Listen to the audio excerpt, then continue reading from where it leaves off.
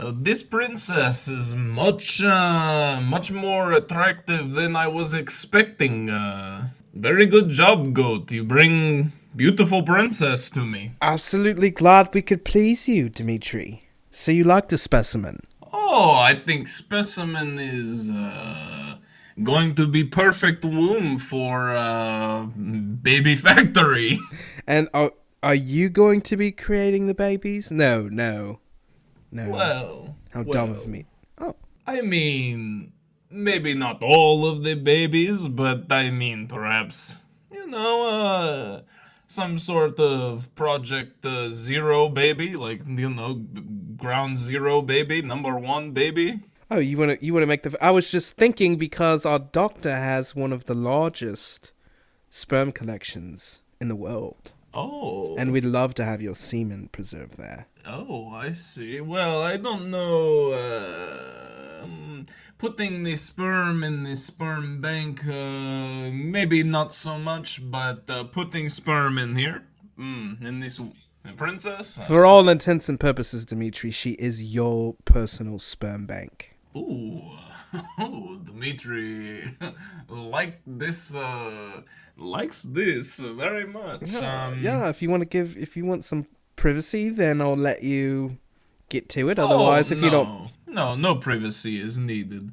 No, Goat. In fact, before we get started, I have little games and tricks I'd like to play with her. And I think sometimes, it's good with audience. you want to play games and tricks with the princess. Yeah, yeah. You see, crazy man. Kind of crazy in head, and I like experiment. I like human pain. I like different sorts of twisted things. And one of the things I thought we could do with, princess is toy carness. You want to what?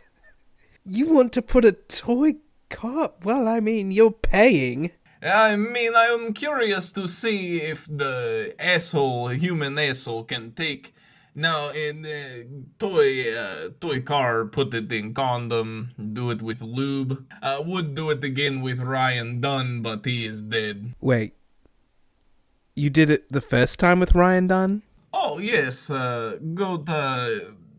Leskiewicz does many projects, not just human breeding and goat trafficking and all the other things. I mean, some of the money has to come from somewhere, right? And yes, I do print my own counterfeit money, but some of it I earn by producing Jackass films. Okay then. We do have state-of-the-art x-rays if you want to take it to the doctor and see if, it shows up on the x-ray like last time. Might be a little funny gag to bring in a princess and say there's something in her bum that we think might be causing her to be in a coma and see what he says. Yes, but that is kind of, we do exactly that before, so I wonder if perhaps we could consult with doctor and see sort of different method of insertion, if you will. What do you mean? Maybe like we do some sort of car go down throat and then come out this, and we follow car through whole process with camera. I mean, if that's what you want to do. I'm just spitballing. I just am a fun-loving guy. I like to mess around. I like to push the body to its limits. I don't know. I was kind of thinking that maybe you would want to create a passageway from the vagina to the asshole from the womb. So we shove it as far inside of her vagina as it can go, and then the womb would seep out the car, and then she would poop it out. Oh, yes, I see. So this would be sort of a crazy reworking of intestines and okay. Yeah, but I don't want to ruin her. I mean, she is a baby working factory, but maybe the babies come out the ass.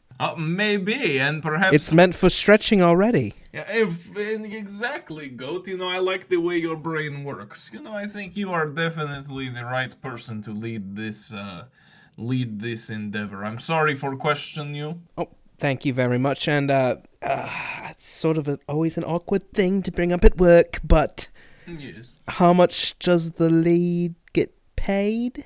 Ah, yes. Well, you know, goat price negotiable. I'm thinking for every usage of princess, every baby that we make, let's do $1.2 million. 1.2 million for a whole. You're going to make billions off of this. Oh, well, what do you think? I supposed to give all money to goat? No, no, no. No, no, You're no. giving me a fraction of a percent. No, well. I can't run an island off of $1 million. Oh, well, hang on, goat. I thought this island is run on socialism. Oh, Can't no. everybody pass around and share the wealth? Yeah, funny. You know socialism doesn't work. No, it's bubkis. It could never. Bonkos bubkis could never work. It's bonkos. Yes, I know it's bonkos, but capitalism didn't work either. The only way this island works is through your funding. Oh, well, okay. What is number you think more reasonable than goat for use of royal pussy and womb? I was thinking along the lines of 1.1 billion. No! Oh. We need to fund a war here. Why you are thinking that almost all profits from baby womb should go to you? I mean, you'll make multiple billions. Well, I don't know. I mean, I guess we'll have to see how... Let's say this, goat. Let's see how first baby do. If my baby Project Zero Ground Zero, if my baby PZGZ would not be the one to make a billions of dollars, then none of the babies will make billions, okay? PZGZ has to be the first test project baby. We will renegotiate after that. How about that? I think that's fantastic, and I can almost guarantee that, well, I can't guarantee anything, but I will get our lead scientist working on a way to grow diamonds inside of her vagina and butthole and have it come out wearing a diamond necklace already. So there's already a few $1,000s right there. Oh, yes, a diamond necklace. That would be great gift for my wife. I wasn't aware you were married. I could have swore you were a bachelor with all the, raping and pillaging and... Oh, well, I mean, what they say, what stays in Goat Island happens in Goat Island or something like that? I've never heard that because I've never left it. Oh, well, it is it's just something that we say about keeping indiscretions from our wives. No. Well, okay, I mean, if infidelity is something you do in your land, that's fine. We do it here. I've cheated on Barbara multiple times. Oh, you have, Goat. Yeah, absolutely. Well, of course, I mean, we remember back in 90s your relationship with Amelia Earhart. Oh, no. Let's just not go into that now. Oh, Goat is embarrassed.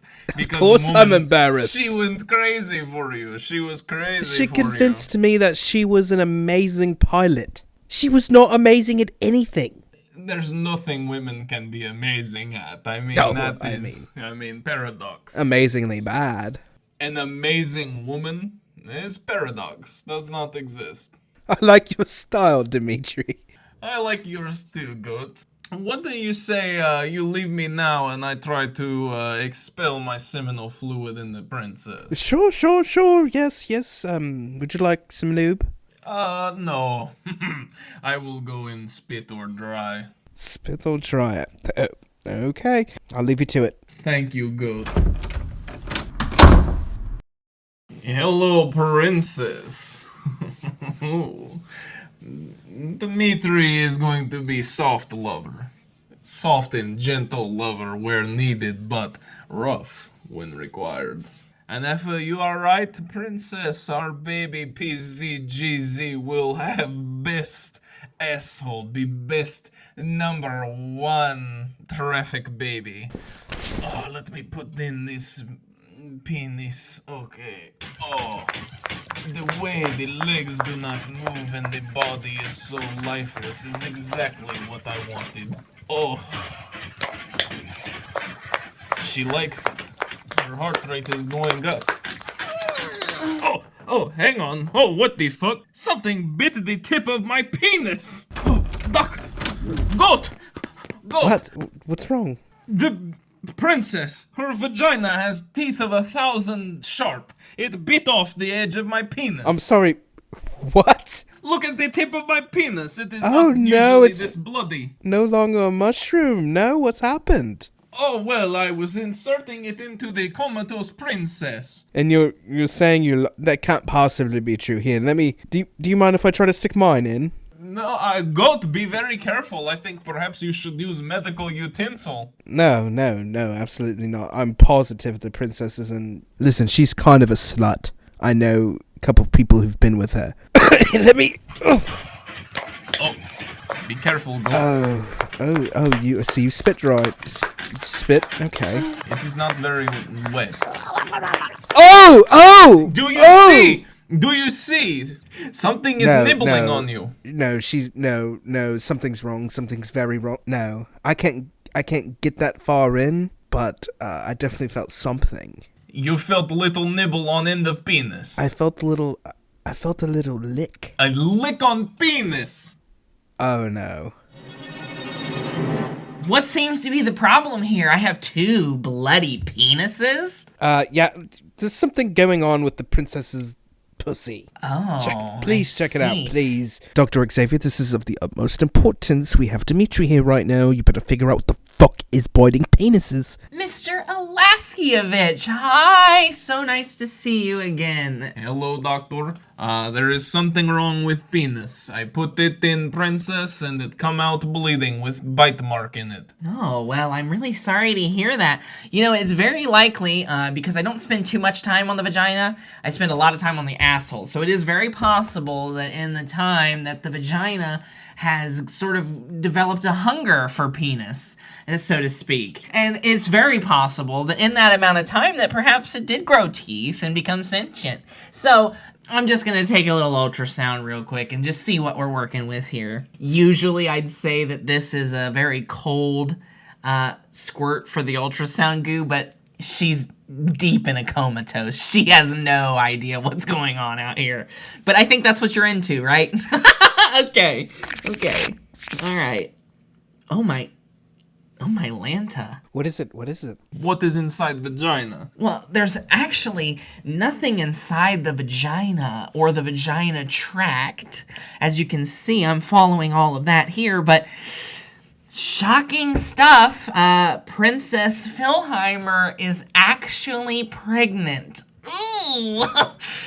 Ooh. He got pregnant already. Oh, Dimitri Alaskievich has strong swimmers. I tell you. You created a baby that quick. Oh, what can I say? Russian sperm is best sperm. Oh no, it's not. The problem is, well, I guess this would explain why one of you experienced a lick on the penis and one experienced something a little more vicious. The baby's a sex gremlin. Oh. No. Yeah, oh. No. It is what? It is sex gremlin. No. Yeah, so, it looks like, even though the princess is in a coma, that, she must have gotten pregnant after having sex with her husband, Tristan Pinpoint Deal, the sex gremlin. HIPAA? Oh, that's right.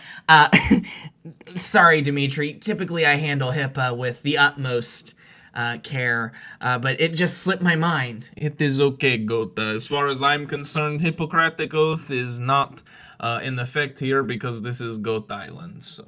Well, I mean, I do still try to be, you know, an upstanding doctor as best I can, but Yeah, we tried to call it the Godocratic oath. Well, I tried to, stop that, but nobody wanted to. I never really caught on. Yeah. No. But unfortunately, with the princess being in a coma and the sex gremlin gestational period together, her womb's gonna be pretty much locked up for the next, 6 years. No, Dr. Xavier, that's exactly what we're trying to do here. We're trying to figure out how to speed up the process and make this a machine. What is a reason for not do abortion? I mean, I don't see any reason. Well, you see, now this is unfortunately where I have to put up that wall of patient-doctor confidentiality, and I gotta say, well, the princess has no idea that this baby is inside her, and so until I can alert her to such, I can't perform such an abortion. Yes, you can. I give you permission. Ooh, Oh, well, see, the problem is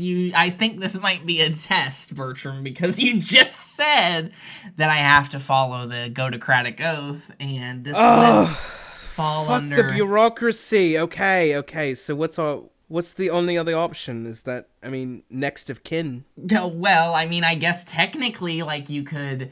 the father in this scenario, because the baby is presumed to be the offspring of the husband in this case could step in and act as power of attorney and allow the abortion, yes, but... Well, the only problem is that Daddy isn't here. Daddy wasn't there. Seems he doesn't care. Daddy wasn't there. Yeah, unfortunately, we haven't seen from the father, and unfortunately, by the time we get the approval for the abortion, the baby might be in underwear for the daddy not to be around to change either. So, Dimitri, I'm sorry, but I really think that this is gonna put a big kibosh on the baby-making scheme. Oh. No, Dr. Xavier, I'm ordering you, take your abortion equipment and abortion her. There is $1 billion at stake. Yes, doctor, this is you telling me this is never going to work. Is not going to be good for me. Either you perform safe, legal abortion on Princess, or I go get coat hanger. It's not... And perhaps she die. So, it's really... you do coat hanger, I do coat hanger. I prefer you do coat hanger, but if I have to do coat hanger, I do coat hanger. When we're not using a coat hanger, Dr. Xavier, go get your equipment now. All right, well, I'll do the abortion, okay? I'll do the abortion, but you two have to leave. Now, that's the only thing I'm gonna say. You two have to leave the room. That's fine, yes, absolutely. We'll go hang out in the lounge. Is there operating theater where we can watch you perform surgery? No, we don't have anything like an operating theater, Dimitri. However, if you'd like to get us an operating theater, all you'd have to do is donate the money for it. We have workers who could build one, but no. Dimitri, I think you and I should go hit the sauna. Oh, yes. Sweat out this negative energy. We can sweat out negative energy and get the balls nice and loose and then come up here. Nice and loose. Yes, and right after the vacuum has done and the nail is in the baby's skull, we come in and we make a PZGZ. Yeah, so, maybe if you're into it, a little double penetration, but we'll discuss that in the sauna. Oh, yeah, we will definitely talk. I am open. All right, you two enjoy. I'm gonna get started on this above the board abortion. Let me just turn on my vacuum. Stop right there. What are you doing, Dr. Xavier? Get away from the princess's body. Dr. Xavier, what's gotten into you?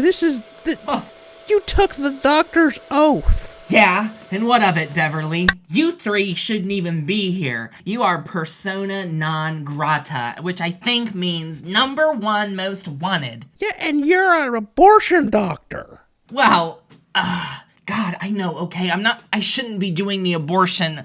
Shelly Ann... I used to picket people like you. I used to put C4 bombs in your car. C4 bombs, Beverly. Because war is really the answer, isn't it? Is war really the answer, Beverly? Jesus. Is killing babies the answer? What am I supposed to do, Beverly? They've got Deny Bertram's orders. What are you getting out of this? You can finger all of our assholes if that's what you want. Just stop. Well, if only it was that easy, Beverly. The problem is that, they've got my balls in a grip, okay? No, that's actually me. Oh, hi, Brandon. Hi, Dr. Xavier. I don't want to see you do an abortion. Well, could you let go of my balls? Could you not do it? Well, I'm not exactly sure yet, Brandon, but we'll negotiate. Could you just let go of the balls, please? Okay. Thank you. Brandon, get over here and don't touch his balls anymore. I swear, that kid. These kids are really into having sex. I don't get it. Well, you gotta remember, Brandon's 26, okay? Brandon's 26. He's allowed to do that. I'm a grown-ass man. You can't call him a kid no more, okay? I'm gonna start standing up for him. Every time you say that Brandon is a kid, you're gonna have to put $1 in the swear jar, because you might as well be saying motherfucker when you say he's a kid, okay? Sister Marble. Okay, What has gotten in her? you need to put the $1 in the swear jar, Sister Marble. I don't have $1. I'll give you $1, Sister.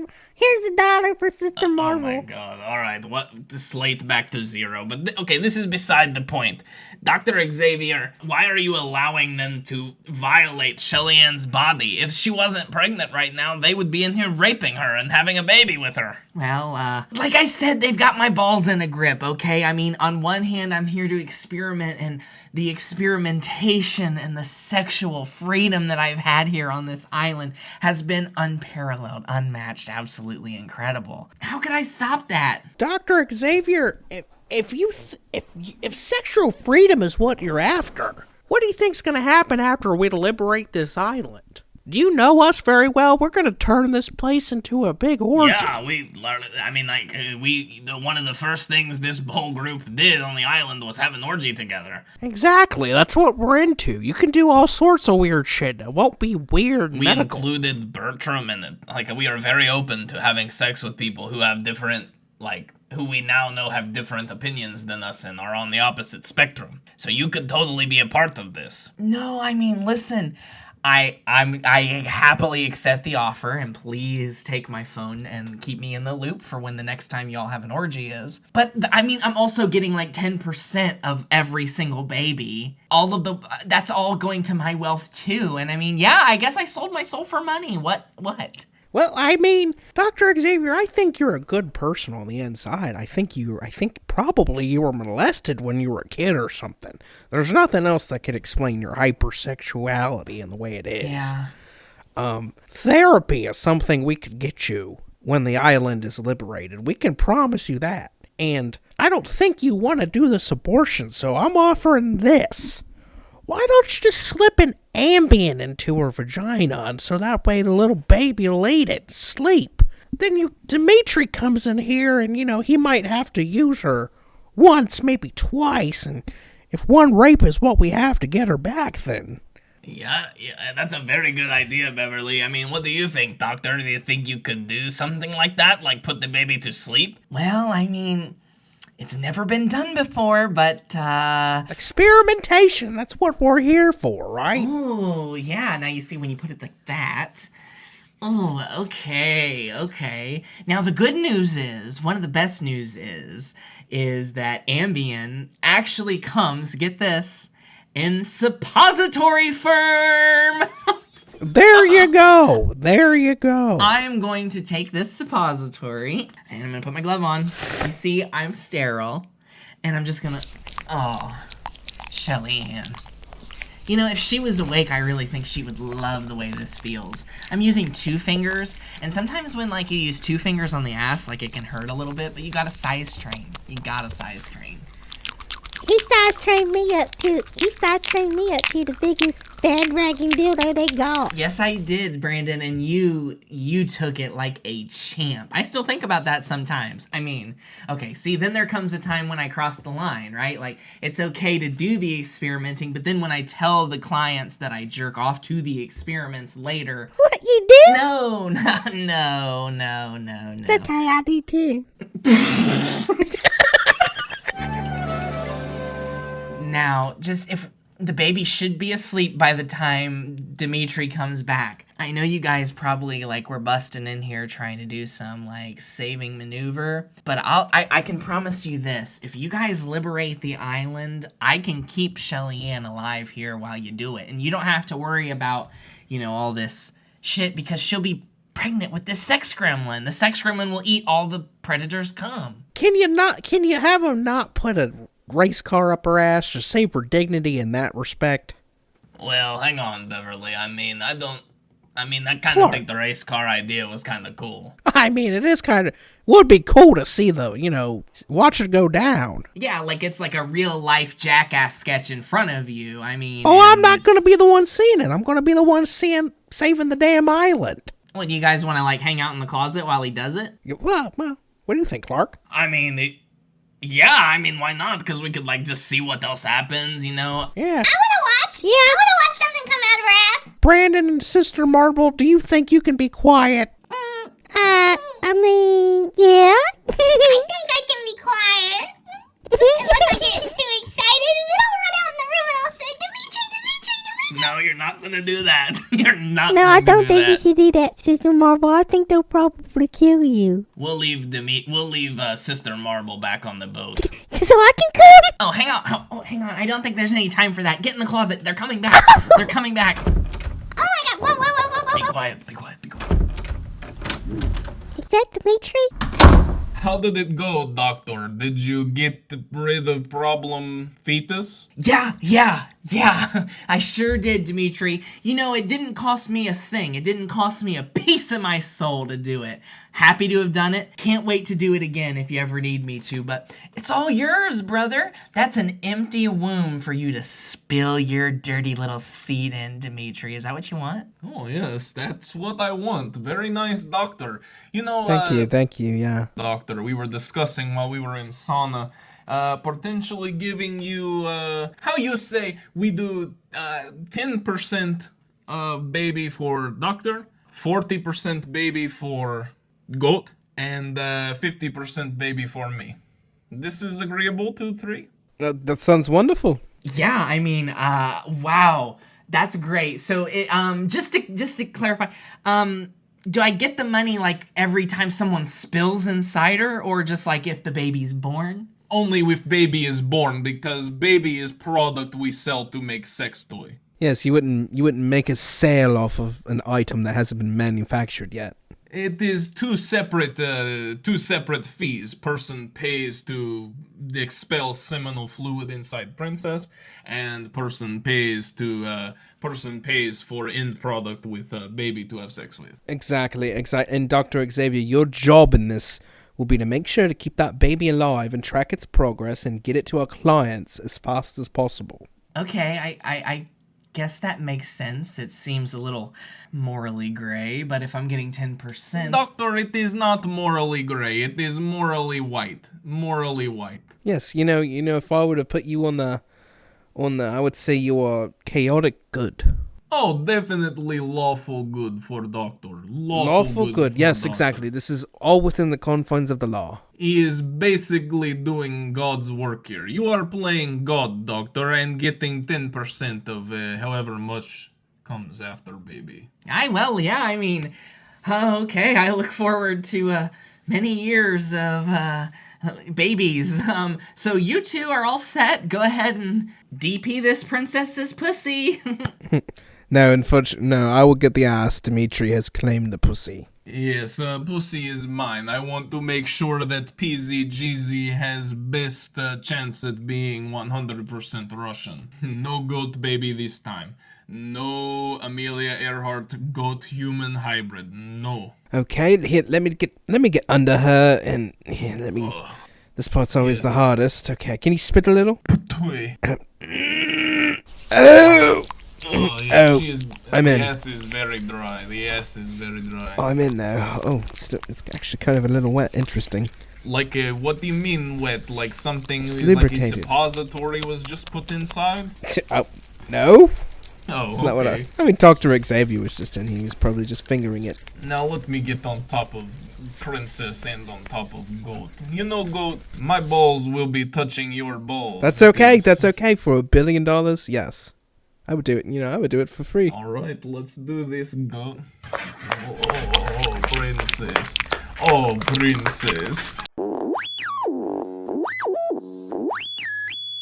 Hello and welcome to MOATAIF. We're back, folks. We took a little bit of a little break there Mr. Quillen went on vacation. Yup. It wasn't the best of times, I'm understanding, because the poor man had COVID-19, I did. COVID-22, I guess. I'm happy I survived it because for, a lot of COVID, I was hiding it pretty well, but I was afraid I was going to die. I was like, I hope my immune system is good. I got the obesity. Well, they say that's a COVID morbidity. well, fuck. I mean, I guess, like, we were always, like, that's probably, like, the only thing that makes you susceptible to COVID, because other than that, I mean, like, you're in all of the healthy age ranges to not experience any side effects, and you were doubly vaccinated too. Right. So I mean, it was just like a really bad cold. That's all. Yeah, that's what I was gonna say. Do you think? I mean, I guess. Do you think that it was just a bad cold because you were vaccinated, or do you think it's just because it's... I don't think my vaccination did anything. I got my second vaccine last May. Yeah. That shit's definitely wore off. I never got a booster or anything. Yeah, I never have gotten the booster either. I mean, call me, say what you want, say what you will, but I just haven't gotten it. And I know you had kind of a bad reaction to the second shot, so I'm sure that's... Oh my god, the COVID itself was way less worse than the fucking side effects from the vaccine. Right. And we're not, and like literally, folks, like if you're shaking your head and you're like, oh my god, MOATAIF has turned into like Joe Rogan levels of like misinformation, like you really did have like a bad reaction to the second shot. Oh, I thought I was going to die. You ended up going to the hospital, didn't you? No, we got in the car to go, but I convinced myself to not go. Which I guess was probably the right thing to do, because ultimately there wasn't, I guess, anything wrong since you're still with us today. Oh, yeah, it was just a really terrible reaction to it. It was fucking horrible. I was shaking uncontrollably, like, almost, like, quite literally almost completely blacked out. God. I mean, it was bad. Yeah, that sounds awful. I remember you were pretty freaked out that night. Yeah. I didn't have any bad side effects. I just never really cared enough to go and get the booster shot. And at this point, I feel like at the beginning of the pandemic, it was like really scary. Like, oh my god, like if you get COVID, like it's really scary. And now like I said, I'm not like minimizing the risk of like, oh, I carry the disease and then I gave it to like someone's 90-year-old grandma and then they died. Right. That's still true, I guess, but it's a lot less scary these days to think like, oh, I got COVID, because I've known so many people now, including you, now Abigail, and like a handful of other people who have actually had COVID and they're fine. You know what I mean? Like, oh yeah. Yeah, I don't think it's really that big of a deal. And I feel like I'm at that point where I can say that because I've also kind of been scared. Cause, you've survived it. Yeah. And it's just like, if what I had wasn't COVID, then I would have had it by now from Abigail. Because she definitely, I mean, she got it way worse than I did, because she had the whole really high fever, like could barely get out of bed for days, like in fact did not get out of bed for days and just slept all day and really sick. Fuck. Like a really bad flu. She was throwing up. I just had like the classic cough and slight fever, loss of taste and smell. It really wasn't that bad. Well, that's good. And I mean, and you had said right before you left that your dad had already had COVID too. So yeah, so I wasn't worried I wasn't that worried about it, but it's kind of weird that the fact that I did have it. Yeah, it is weird, like, to be confirmed, like, yeah, you really did have it. I'm wondering, you know how, like, when I survived Hell's Itch, I'm like, I need a t-shirt that says I survived Hell's Itch. Do you think you need a t-shirt that says I survived COVID-19? No, because it wasn't that bad. You're right. I guess if it was, like, a more, Kelly, what? I didn't even know she was out here. Scared me out. That's why I was, like, breaking in. She scared the shit out of me. I didn't know all the girls I thought were in the bedroom, so she must have come out, but she scared the shit out of me. I've had the flu once, and it was way worse than what I had. I've been lucky enough to, like, I haven't really, like, gotten that sick in my life, which is a good thing. I had, like, a lot of strep throat at one point. Like, that was something that I was very susceptible to. Yeah, strep throat sucks. I had like that a lot of times where like then I remember distinctly I was reading Twilight New Moon at the time when I got really sick, and I remember it was like it was like the worst combination of like things. Normally you would think being out of school sick would be like great for reading purposes, but like New Moon is easily one of the worst books in that series. So boring. she's like all depressed because of the breakup. It's like, oh my god, this was terrible. Horrible combination. And now every time I think of new moon, I think of strep throat. But I don't even think I like ever had the flu. So I mean, I guess that's a good thing. I had it one time, and it was actually one of the first things that instigated all my weight loss. Because, like, while I had it, I lost, like, 10 pounds. Really? I could barely eat. Well, yeah, I guess that makes sense. And I was sick for, like, a week. And so, just when I weighed myself, it was just like, well, I'm 10 pounds less. I might as well keep this up. Like, it was just like what I needed. I might as well just keep being flu. Right. Well, not the flu necessarily, but just I might as well just keep up the weight loss. Right. Well, I mean, hey, I guess, like, whatever motivates you.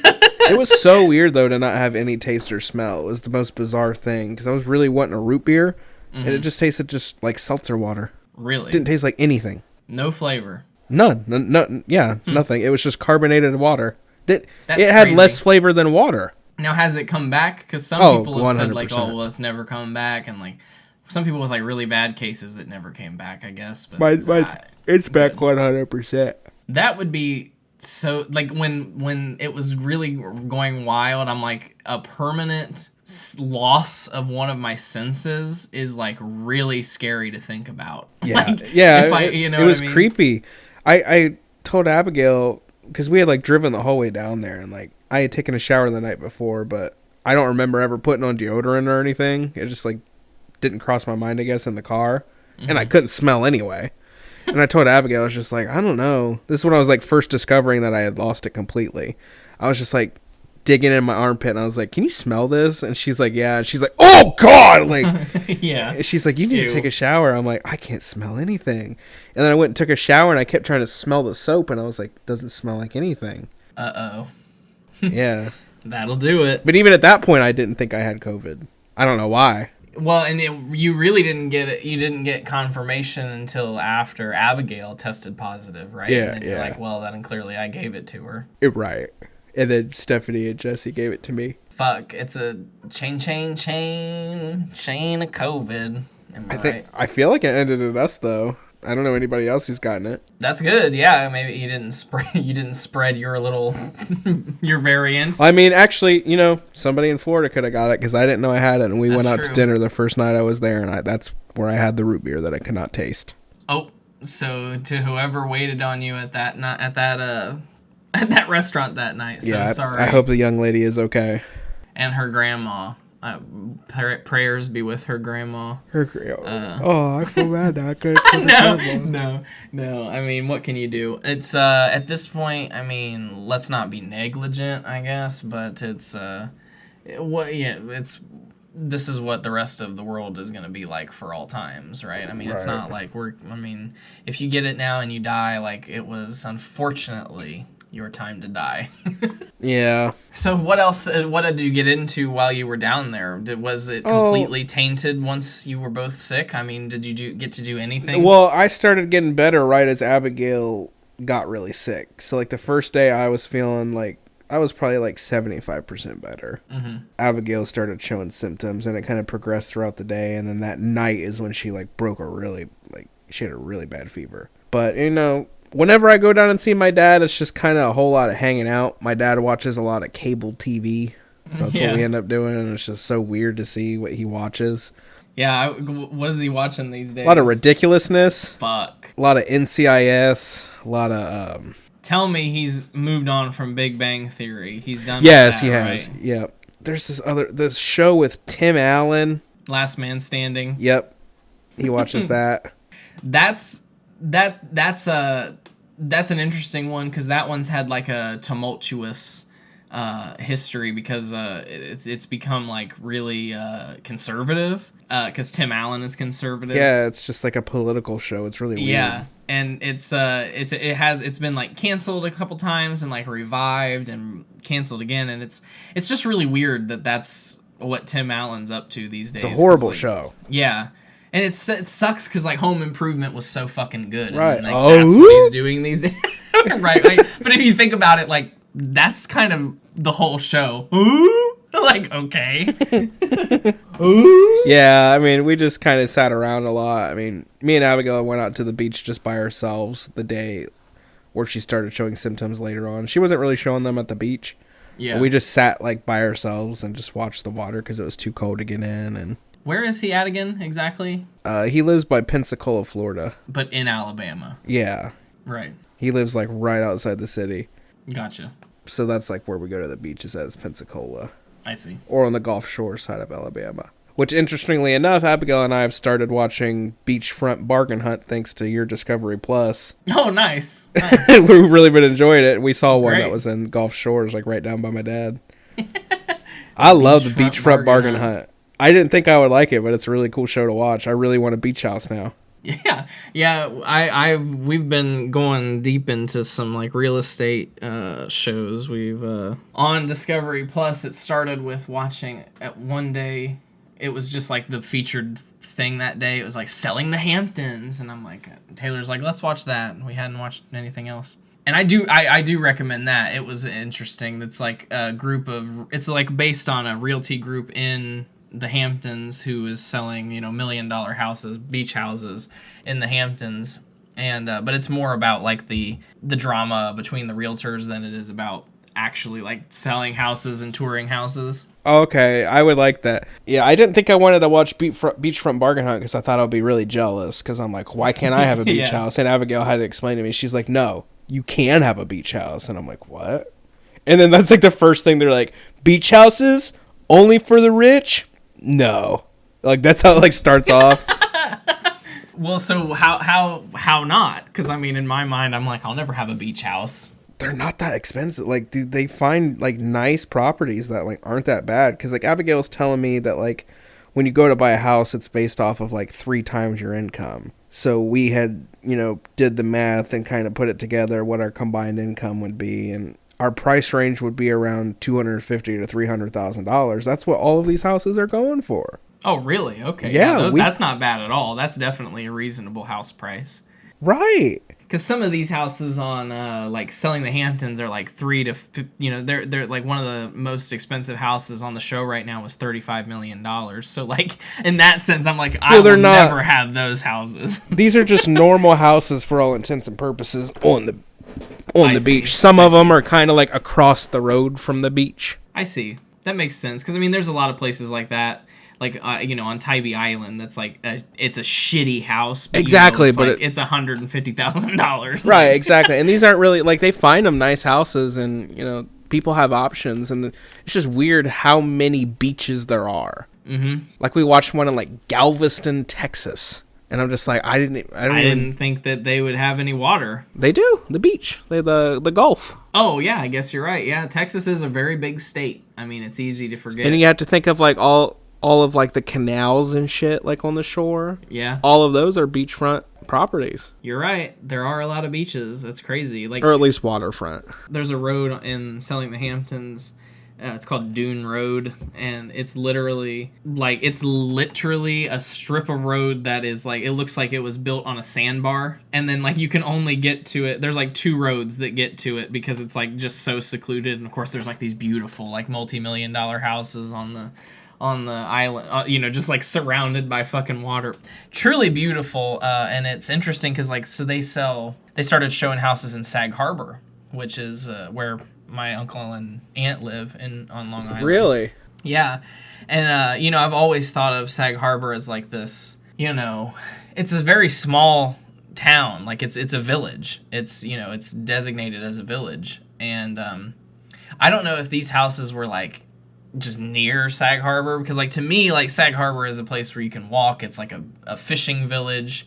There's yachts. Like Billy Joel goes to the fucking bagel stand and forgets his wallet, and just all this shit. Like fucking the Barefoot Contessa has a house there, and like Jimmy Buffett has a home there. So I'm like, that's but all of the houses are still very they're like older. They're New England style houses with like wooden siding and like shiplap, you know what I mean, and like that kind of look.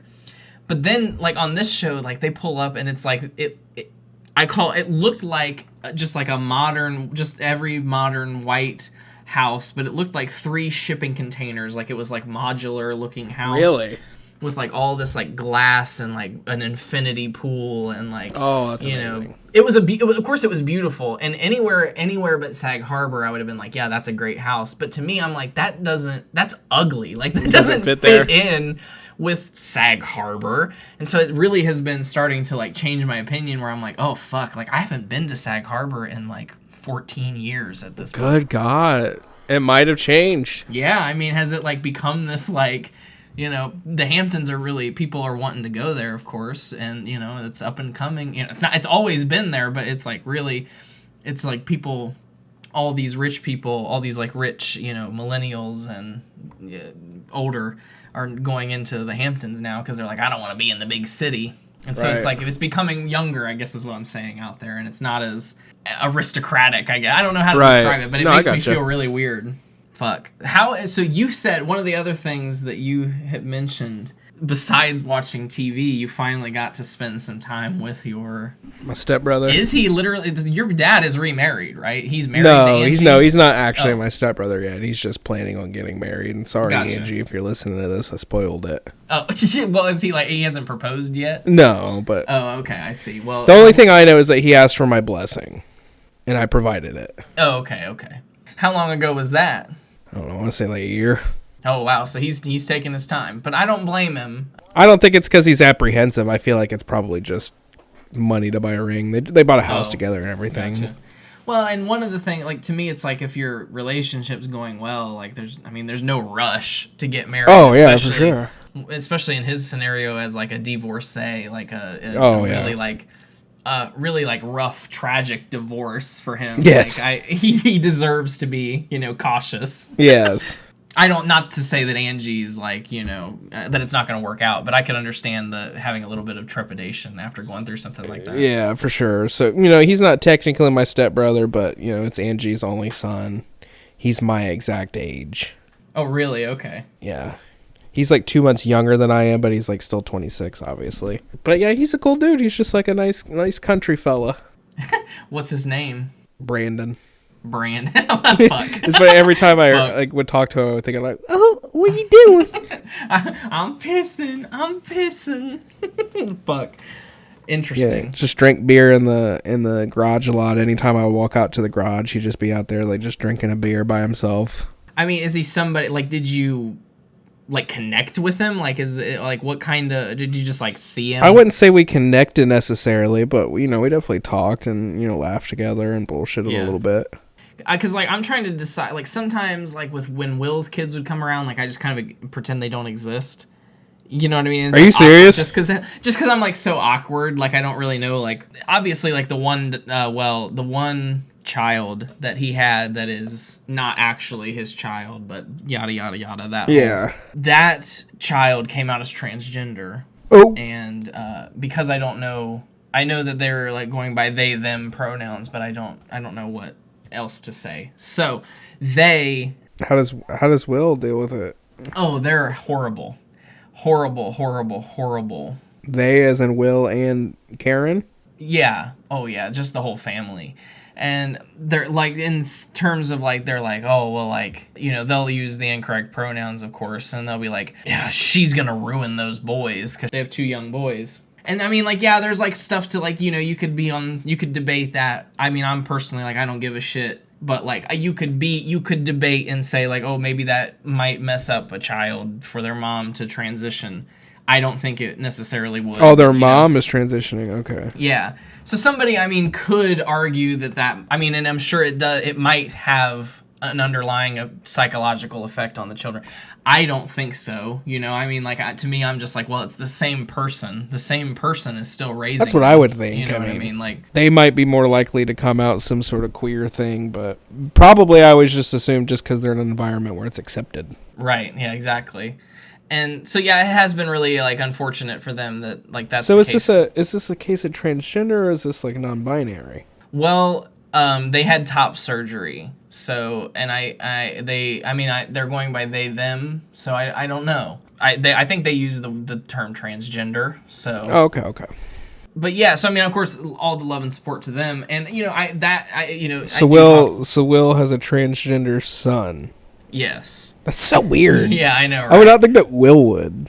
And so, like, I do talk to them, but I don't, like, when his other kids would come around, like, his actual biological children, like, it was just too awkward. Like, I would, like, say a couple things, but, like, for the most part, I would just, like... Are they your age? Yeah, one's probably our age, and then the other's, like, a little older than Allie, you know? Did he just, like, not care for them? Yeah, basically. I bet they hated you, just being like, who's my dad's other son? Yeah, right, yeah, I mean... Why does he get to live with my dad? Well, trust me, it wasn't all it was cracked up to be. I hated that motherfucker. You could have had him, yeah. you know what I mean? Like, so, I mean, like, we could have commiserated on that, but... Yeah, I would have just, like... It would have been too awkward for me to, like, try to, like, connect with them. So, I mean, at least it wasn't awkward for you. Right. I don't know how people like Will have so many kids when I can't even nut inside. I know, right? Like, how does that even happen? I can't even bust a nut. I know. Well, I mean, he was married to the mom, I guess. So, you know. Well, true. Once you get married, you can nut inside. You heard it here, folks. So, while you were in Florida, or, well, Alabama/Florida. Yeah. I was closing out a terrible production that, I mean, I don't know if I've mentioned it at all on the show yet, but I feel like you have. I returned to the stage in 2022, folks, which is crazy to think, but my last show before Veronica's Room, what I just did, was Legally Blonde all the way back in 2019. Just crazy to think that much time has gone by already since that show. Yeah, that seems like a long time ago. Well, and it happened so naturally, like, so, I mean, like, I didn't know, obviously, that a pandemic was going to happen, and so when I went to OSU, I missed the auditions for that first semester, so that first semester, there was no chance for me to, I mean, maybe I could have been in a community production, but there was no chance for me to be in a school production, because I'd already missed the audition before the first day of school. So then, that was the end of 2019, and then 2020 happened, and then theater was, you know, is really just now starting to get back into being able to happen. Right. 3 years later, jam. Thank God for it. I'm hoping, you know, there's getting ready to be, actually tomorrow, on the day we're filming this, the Savannah Rep Theater is announcing their season tomorrow, so I'm excited for that, because that's like a paid theater in town. Oh, that's cool. And so hopefully, you know, be able to do something there over the summer if things, yeah. You know, if the season's good, and if I audition and all that. But folks, this was my return to the stage in 2022 was it was an event in a bad way. So, you know, at Taylor's school for the grad program, they have to do a thesis production, and one of Taylor's classmates that we had like gone on a few hikes and to other events with was basically, I mean, just by, it was really like it happened through Taylor, and like we were hiking, and like they were behind me talking about it and being like, oh yeah, we need guys, and like Taylor's like, oh, Zach could do it, and like, so before I even really had a chance to think about it, I was like already kind of in the cast from the very beginning. So that when auditions actually happened, I like didn't really even, I really didn't want to do it by that point, because I had already kind of been like, okay, this is going to be like a waste of my time. Right. But I kept telling myself it's an interesting choice, because in Veronica's Room, the character that they wanted me to audition for, which was the male lead, was a character that it would be like two different parts, essentially. So like in the first act, I play a 65-year-old Irish man who's like the caretaker of the house. And then in the second act, I play Veronica of Veronica's Room's dad, who's like 46, and he's a Boston accent. So to me, the draw was to like be able to do these two weird accents on stage, Irish and Boston, and maybe have some sort of, you know, experience doing that. Because like the only other accents I've done on stage are Southern, and that's, you know, that just comes naturally to me. So, you know, what can I say? I mean, it was an amateur production through and through. We would meet the first few times, you know, I auditioned. There was instantly a casting issue with the person who played young guy. They couldn't get him to respond to like any Instagram messages, right? So like these people are trying to like negotiate all of this stuff over Instagram messages, so like that should be the first red flag. Right. Like, where's the emails, where's like anything sort of even semi-professional.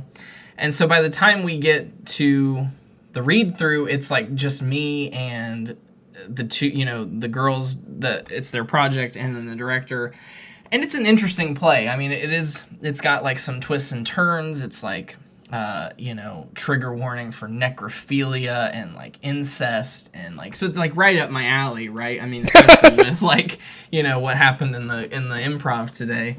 It's like, it's like the perfect level of depravity. It's not a very good play. I mean, really, when you get down to it, like there's no sort of like, I feel like the best plays have some sort of meaning to them. Not every play has to, and like I think that's like why this one's written. It's the subtitle is a melodrama, and so like a melodrama is classified by like more like just crazy scenarios. Like it's more like a soap opera. I mean, really, a melodrama is a lot like a soap opera, and this play definitely is a soap opera, and it's entertaining, but it does not have any sort of like you can't walk away and go, oh, like that makes perfect. That's like says so much about feminism or like. That, you know what I mean? There's nothing like that to it. And so, almost from the beginning, it was completely evident that these girls, well, really just the one girl, Jessica Jones, was just absolutely retarded. And I don't care if she's listening, frankly. I know she's not, but if she is, I mean, somebody's got, I feel like I gotta be like the Simon Cowell to her and like tell her what nobody else will. And it's that she's never going to work. She will never work in this business. I might never work in this business. I know for a fact she won't. Like, she is so unprofessional. Like, on the stage, do you think she could be anything else? She could, she could work, like, at a store.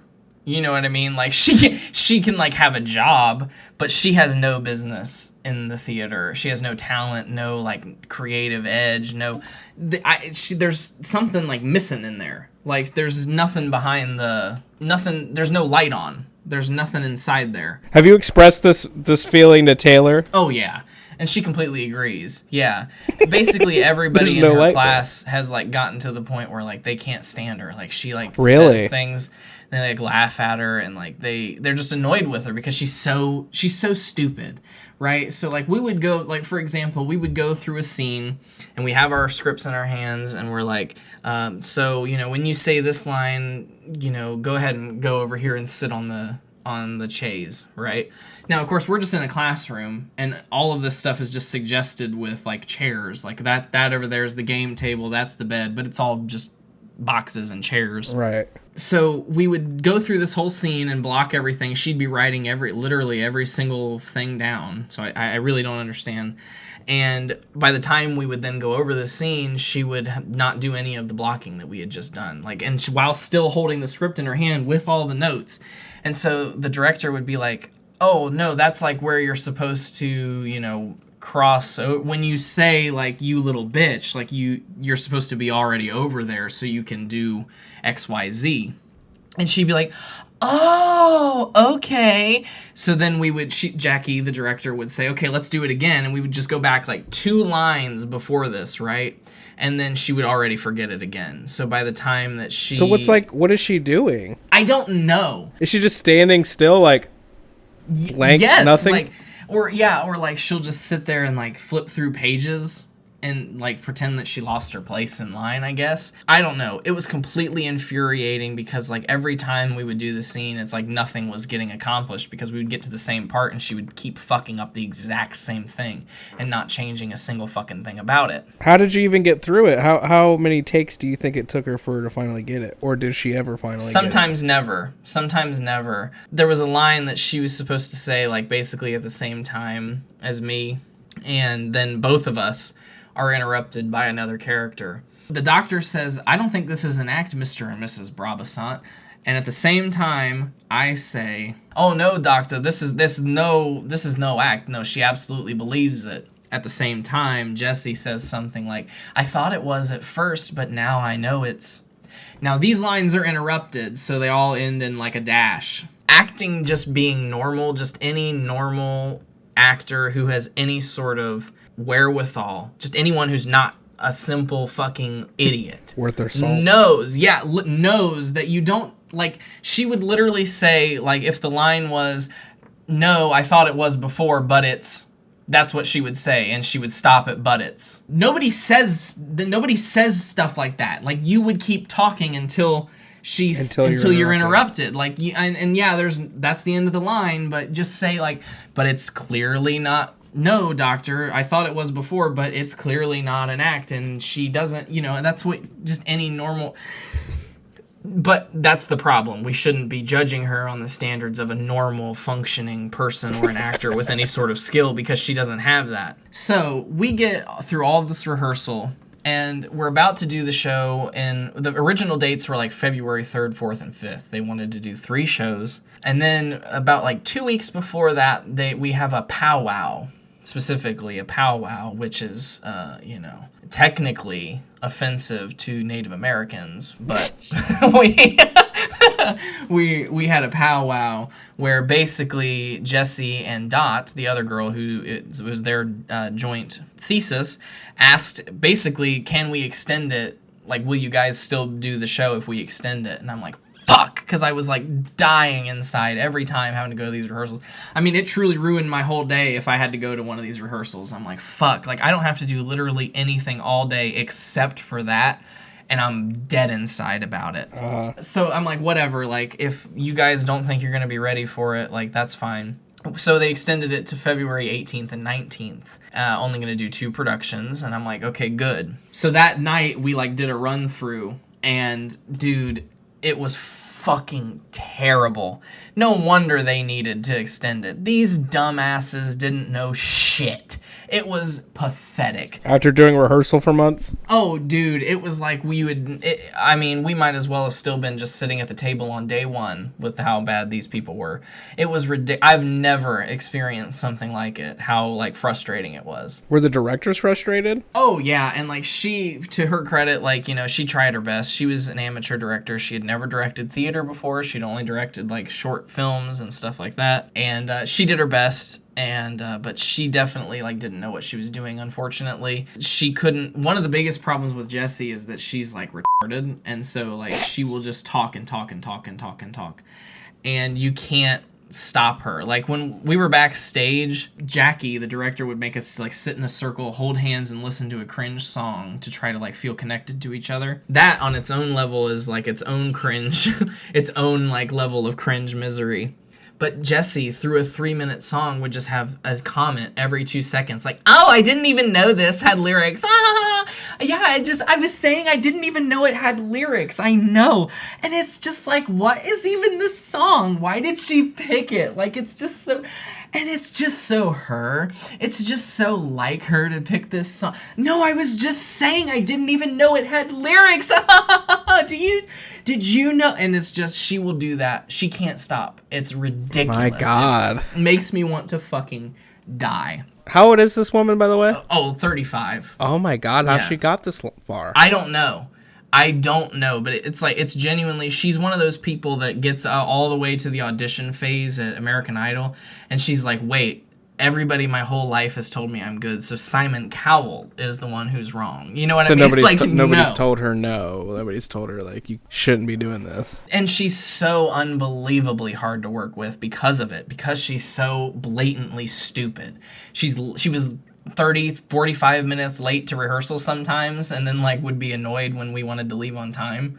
Like, I don't care that you were late, like I'm leaving at 10, period. Like, I'm not, no. I can't believe they would go on that long.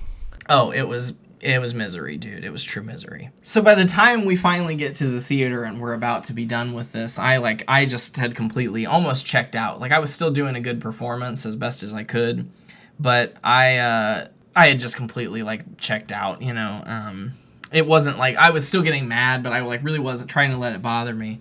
But there was this one thing, there was a couple things that happened that did bother me about the actual performances, besides just how terrible it was all around. There's this part in the script where I'm supposed to drink milk. Jesse's character brings it in and puts it on the desk, and then later in the show, I drink it. And Jesse's like, I'm gonna bring in milk for you tomorrow. Is it okay if I bring in cashew milk? Because I'm vegan. I'm like, okay, I mean, like, I guess. No, it has to be milk. Yeah, like, I'm like, no, I mean, like, I guess I don't care, whatever. It's a weird thing to begin with that she even, like, was gonna bring in cashew milk, yeah, but, like, I didn't care that I was like, no, I don't really care, like, what kind of milk it is. So she brings in the cashew milk, and it's this whole ordeal. She's like, well, I'm gonna go ahead and pour it now, And by the way, like, so the show is at 8, and she's at like 5 o'clock talking about, I'm gonna pour this milk and sit it backstage. Like, it doesn't need. Why to would be, you do that? It's not, it doesn't need to sit out for 3 hours. Like, you can put it out when, like, we go to places. She's like, well, I just don't want to forget about it, so I'm just gonna do it now. So it's like this whole annoying ordeal. We set the milk out there. It gets out on stage. I take a sip of it, this cashew milk.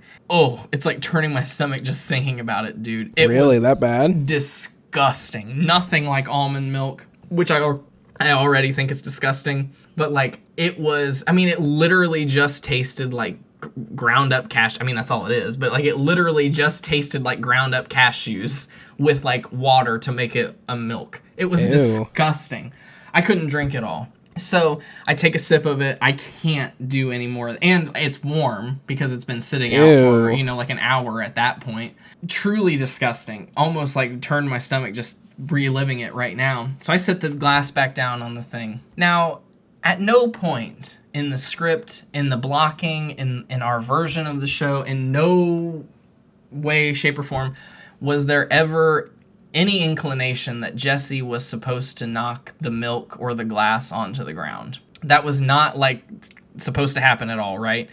Well, the first night I set it down there, I just set the milk down, and when she comes over, there's, like, a part where she's supposed to knock the puzzle that's on the table off. But I, like, to strategically put it as far over in the corner, because I didn't finish the milk. I'm like, it's disgusting. I can't drink the whole milk. She comes over, and she knocks the table, like, completely with the puzzle and the milk over. Spills it all over the floor. I'm like, okay, like, whatever. It's, it's instantly like, oh my God, like, why did she do that? Because one thing, like, I mean, you don't, like, you didn't have to do that, I'm like, but maybe it was an accident. Okay, so, like, maybe it was an accident. There's milk all over the floor, whatever. It wasn't that big of a deal, right? Well, we get backstage, and she's like, as soon as I saw that milk sitting on the table, I knew I was knocking. She's like, that's going on the floor. And I'm like, God. I'm like, wait, what? Like, so she did it on purpose. Like, it's just, and to me, that's like, back in high school, there was always this thing, like, on closing night, I'm going to say ass. What are they going to do? Kick me out? Because I'm a senior and it's closing night. What's Mrs. Perks going to do? Not let me be in the musical next year? Oh my God. Yeah, and I swear, and people would do it all the time. Like, Brittany Porter did it our senior year. Whatever it was, she had a line that said, I was bent over and like her group of girls, and she said something like, she's supposed to say, look at his beauty. And she very explicitly said, look at his booty, which is not a bad thing, but she's like, I'm going to say booty on closing night. And then she did. And it was just, was anyone upset about that? No, but it's just, not upset in the sense like, oh, I'm offended, but upset in the sense like, that's not what it was. I know, already, but like why would do it? Why Exactly. I don't know. Because she thought that was funnier if she said booty. I'm like, it's funny enough that I'm bent over and you say, look at his beauty. Like, it's already funny to the audience. I feel like beauty is way more clever. Right. And so she did it. She thought she was so funny. And so this is like the same sort of mentality to me. Like, I'm going to knock over the milk because, like, I'm taking risks. Like, that's not taking a risk. So then the next night we have real milk. And the stage manager went out and bought real milk, and then we, everything went off without a hitch. I drank the whole milk, and then I sat the glass there, and I'm like, okay, like, she's not gonna knock off the empty glass, because I mean, like, well, and because at that point I still thought it was a mistake, right? Like, who's gonna I still thought it was an accident. Thought it was a mistake after she said she knew she was gonna knock it down? No, I mean, I knew she, like, had done it on purpose at that point, but, like, I still thought, like, it wasn't, she's not going to do it again, you know what I mean? Because I was like, it still was... This isn't part of the plan. Yeah, I mean, right. She knocked off the glass yet again, on purpose this time. But this was opening night. So, like, the first time that we actually ran it with milk was, like, the final dress rehearsal, and then the next night was opening night. She knocks this glass off, and it shatters on the floor into a million pieces all over the floor. Now, it didn't like literally make me break character, but like it threw me off. Like it didn't, like I still knew what was going on, but I didn't know if she knew that the glass was broken. I don't know how she couldn't how she couldn't, but like she's barefoot on stage, which like you're Oh my already, God. like, you're already never supposed to do, just because of like exposed nails and like all sorts. Yeah. It's like, you're not supposed to do it. And not only that, but then Dot is backstage and she's gonna come out for bows. She does that barefoot. So I'm like, we can't have broken glass on the fucking stage, right? So annoying. So like it flusters me a little bit. And at that point, you know, she knocks, her lines are like, this is not my dress, this is not my puzzle, and she knocks everything off the table and she says, this is not my room. And my character is supposed to go, all right, like, you know, I'll go downstairs, I'll get you dressed, I'll get everything, just stay here and be quiet. I was like, oh my, like, I was like, oh my God. The glass like hits the floor. I'm like, oh my God, I'll go downstairs. Like it made my reaction like more flustered, but like I was genuinely flustered. And I'm like running off stage and I'm like, just stay here and be careful, because there's literally glass all over the floor. We get done. I go backstage right before bows and I'm like, you need to put your shoes on because there's glass all over the stage because that idiot just broke the glass. Did you say it like that? Yeah, I mean, at that point, it's on purpose. No, I mean, obviously she didn't know the glass was going to break when it hit the floor, but she did it on purpose. We know for a fact now. Right. So we get it cleaned up and all that stuff. When the people in the cast and like the stage manager and like the director, as we're breaking down the set afterwards, they're laughing at my ad lib where they're like, ha ha ha, and he said, be careful. He said, be careful, ha ha ha. And Jesse goes, wait, what? He said what? She was there. Yeah. Dude, that's the whole thing. The bitch doesn't pay attention. It's literally like there is nothing behind the eyes. Like when she's on stage, like she is not connected at all. She is not present in the room. It's literally like it's worse than high school level acting, because like at least even in high school, like in high school level acting, like they still go like, I have a line, I have a line, I have a line, I have a line. There's no listening, and that's exactly what she does. You know what I mean? She does not listen. She does not, to the point where she, even after I told her the story, like what I just told you, of saying be careful, she still, and everybody else saying it, like she still didn't really believe me until she went and watched the video of the opening night performance. And she's like, the next day, she comes in and she's like, that was so funny. You really did say be careful. And I'm like, yeah. Oh my God, this is bad. Yeah, because at that point, I just like, I am done. I am dead inside with this lady. So, closing night comes, and it's time to do the milk again. Does anybody tell her not to break the glass? Well, that's the whole thing, right? So then the closing night, I'm like, tonight, I was like, I'm just going to, because she said, this is when she finally confessed. I'm remembering now. This is when she finally confessed on closing night. She's like, yeah, that first night when I saw the milk there, that's when she said it. I knew I was going to throw it on the floor. So I'm like, oh my God. So like when she goes up on stage and all that, I'm like, in my head, I'm like, I'm going to just drink all the milk.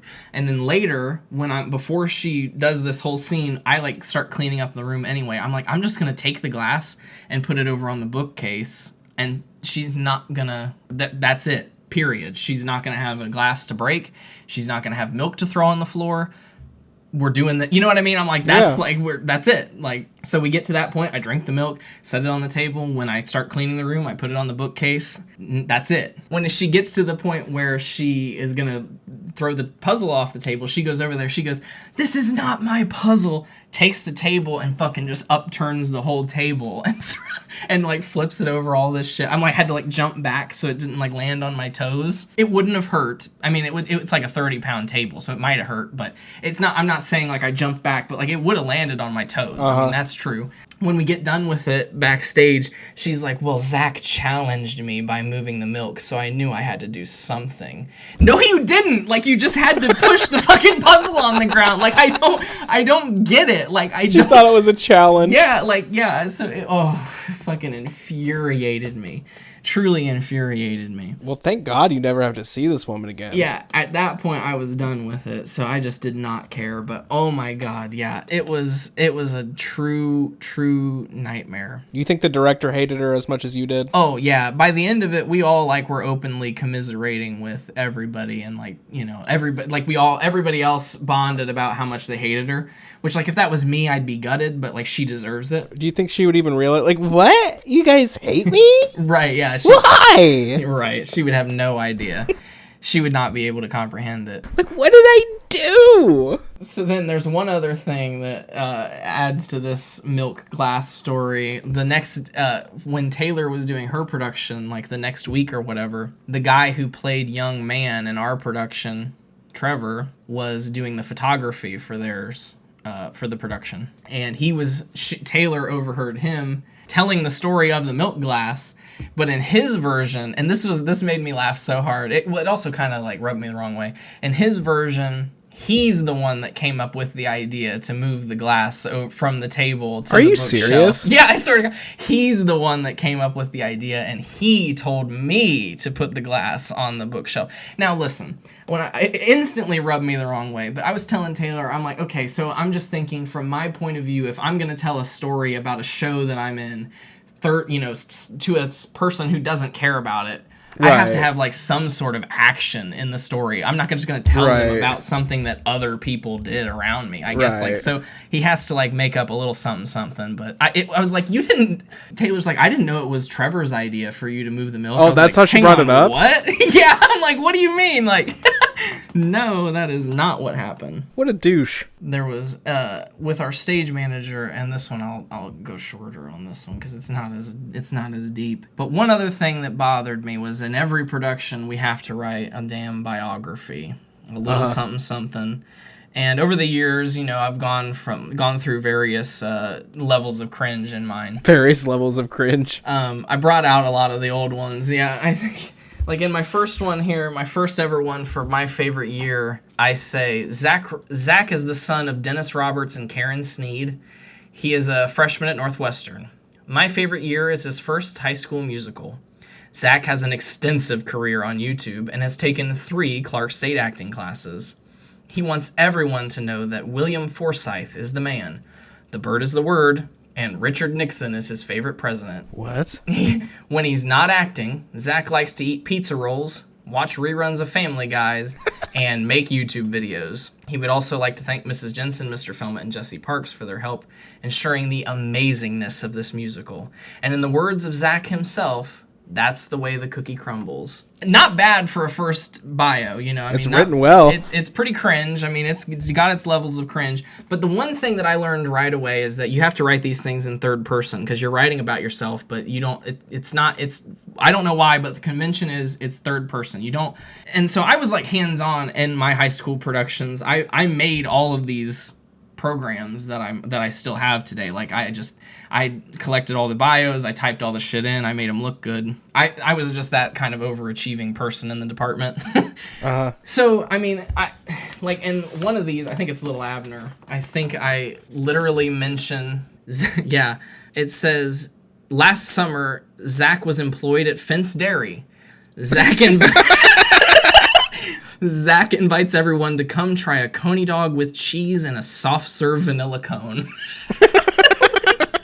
Now, I remember when that's that such happened. A classiss Northwestern thing. That's funny. Literally, yeah. Got such a mentioning. I love that I included that, but they kept, what the hell is their name? Rita and Joy, one of the two from Vince, had come to see me in the production and mentioned, and like kept the bio because it had said that in it, which I thought was hilarious. The only thing that happened in this Bye Bye Birdie one that was controversial, and I really remember this being really controversial. So when Mrs. Jensen did the accompaniment for Hannah and I at Springfield's Got Talent, she really she burned us. And I can't really remember exactly what happened, but I remember having a very negative taste in my mouth about Mrs. Jensen at this time. And I say here in my thing for Bye Bye Birdie, which was our first musical with Mrs. Perks, I say, Zach would like to thank Mrs. Perks for her outstanding directorial skills and extreme commitment to the show. In the words of Mrs. Perks, let's start at the bum bum beep beep.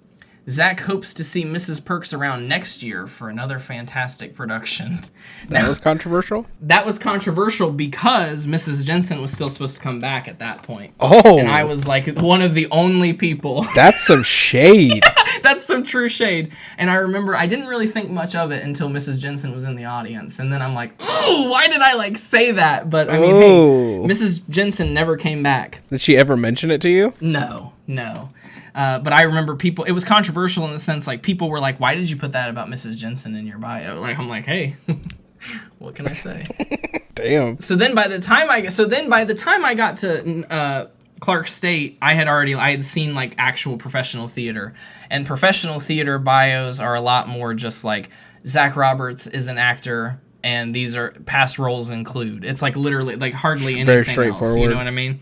So I'm like, I tried to emulate that. By the time I got to Clark State, it says, this is for King Lear, Zach Roberts is a graduate of Northwestern High School and a student in Clark State's Theater Arts program. He regularly performs with the Murder Mystery Company in Cincinnati. Recently, Zach wrote a musical, One Bugging Beep Beep Beep Beep, about his time falling in and out of love in Chicago. Past roles include Nathan Detroit and Guys and Dolls, blah, blah, blah. Special thanks. So it's like I got a lot more streamlined at that point. One that I'd like to share is the Spitfire Grill, where one of the other worst productions I've ever been in. But in this case, our director, Terry McGonigal, only let us fill out it was like a Mad Libs sheet. So this is what he wrote as my bio with the information on my Mad Libs sheet. Zach Roberts has performed in 20 plus productions and was most recently seen creating the original Pirate Earl in The Last Pirates of the Vast Golden Treasure at Clark State. Despite conflicting opinions, he believes The Bridges of Madison County is Jason Robert Brown's best musical. Like, what? Like, why is that my bio? I don't... That is a kind of weird bio. Like, I don't... So, when it came time to write the bio for Veronica's room, I really didn't care. You know, I'm like, first of all, people aren't going to come see this. You know what I mean? The number I read the bios. Well, I know nobody's going to come they're going to read the bios, see it anyway. But yeah, I mean, like and it's going to be a virtual program too, because like that's like the new thing in 2022. This was virtual? A virtual program. Oh, it was a a live show, but the program was only accessible through QR code. Now when I submitted my bio, I mean, I didn't really work that hard on it, but I made sure, because I was sure to build up. I mean, like I made most of those, not at Clark State, but I was the one that wrote all those bios and like edited everything, so I know what goes into it. Now, our stage manager for Veronica's room did not do a very good job. And the first thing is he dedicated a whole page in the virtual program to each actor. Okay. Which is like, you just wouldn't do that, but okay. You know what I mean? It's like, okay, so maybe it's easier to read, I guess, if you're reading it on a phone. Yeah. I wrote my bio accordingly to that. I'm like, okay, well, I'll write a little bit longer if I have a whole page, you know what I mean? I'm just going to turn in one sentence. Uh-huh. And so I made sure, I'll read it real quick. Yeah. Zach Roberts is an actor, director, playwright, and designer from Springfield, Ohio. A graduate of Clark State Community College and Ohio State University, Zach has enjoyed creative success both on and off stage. He currently lives in Savannah, Georgia with his girlfriend, Taylor Nelson, their dog, Fran, and two special cats, Kelly and Rose. Favorite roles include The Last Pirates of the Vast Golden Treasure, Pirate Earl, original. One Bugging Beep Beep Beep Beep, Zach, original, playwright. The Lion in Winter, Richard Lionheart. The Spitfire Grill, Joe Suter. Guys and Dolls, Nathan Detroit. Poxy's Lips, which was Taylor's show. The lighting design, and then MOATAIF, Various, among many others. You mentioned MOATAIF? That's awesome. He is excited to be working in a theater again. Now, this is I'm not going to read this last sentence because I didn't write this last sentence. Now, this is what got under my skin. First of all, I made sure, because the thing is, in your bio, when you reference a past production based on like MLA rules, plays and musical titles are italicized. They're not in quotations. They're italicized. They're not underlined. They're italicized. Uh-huh. And that's just been ingrained in my brain. I'm the one that did all the formatting for the old ones. Like, I'm the one that made everybody's be. So when I submitted my thing, I'm like, I'm just going to go ahead and do that anyway. So I like submitted them all exactly how they should be, with the show name and the parenthetical and the italices. He removed all of that. He removed all of it. Yeah, it didn't, so it's not like, okay, well, he put it in quotation marks, or he just thought that maybe removed it the was formatting completely. No formatting, no quotation marks, no nothing.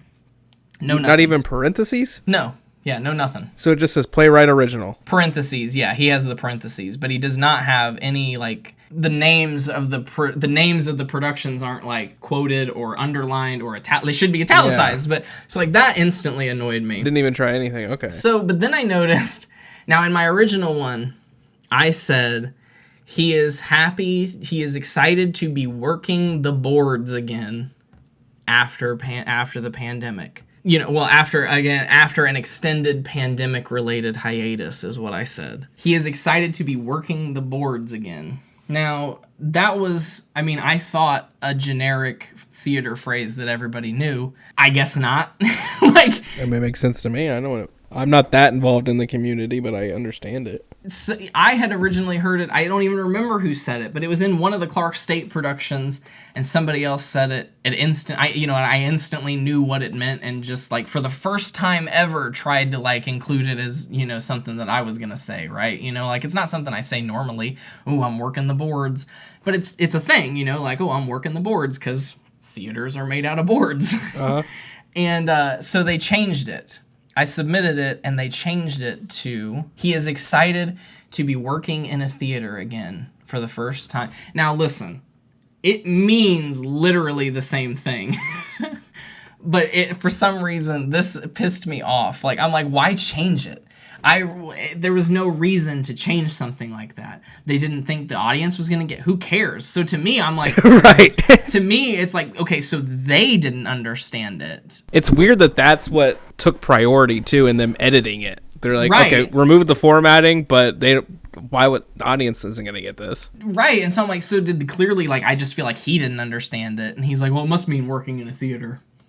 But to me, it's more poetic to say he's excited. Yeah. I don't care. It's done. It's over with. Thank God it's done and it's over with. At this point, thank God it's been over as long as it has. By the time this episode comes out, it's been over for a month. So, look, we're beating a dead horse. I know long it, in the but past. I just can only hope that my next chance to be on stage is a hell of a lot better than that. I hope it is. My God, folks, if it was like that again, I that's just gonna be it for me, I think. Seems like it was more amateur than high school from everything you said. Truly, I would have much rather been in a high school production as a 25-year-old adult, 26-year-old adult, than be in that. It was terrible. And the general consensus was a lot of people were like, oh yeah, you were really good. I was really good in it. And whatever, that makes me feel good. But generally everybody, the just general consensus was that was awful because of really them. You know what I mean? It was awful, the people who watched it thought it was awful. Yeah, they didn't give anything, because there's nothing there. They the audience just didn't. And for what it's worth, some of the audience members got triggered because they're liberal college students, and they're like, oh my God, incest triggering. Right. I'm like, oh, come on. It's not like we're having sex with our brothers on stage. It's literally you just find out at the end that we were brother and sister. Okay. You know what I mean? Come on. I don't know, but one of Taylor's professors was I don't think that play should ever have been chosen. I don't think anybody should ever do it again because of the themes, and I don't agree with that, but I just thought it was terrible because those girls had no idea what they were doing. Just from the simple This was original, wasn't it? No. Oh, this was just okay. Interesting. Yeah, they weren't allowed to do original pieces, and honestly, these girls wouldn't have been able to pull off an original piece at all. They could barely pull off a real one, right. So it's no.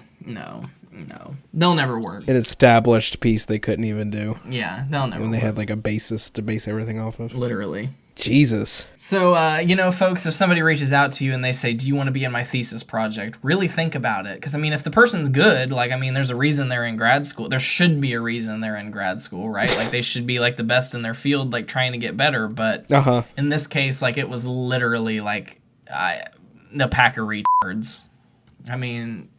Sorry. It just was. It was not worth my time. It was what it was. But, it'll be an interesting thing, because nobody's ever going to know when they see it on my resume. They're not going to be oh, that was a bad production. But they will see that I played a character with 2 roles, 2 different ages, 2 different accents. Right. If they're familiar with the play. So, right. Hey, whatever. It's experience.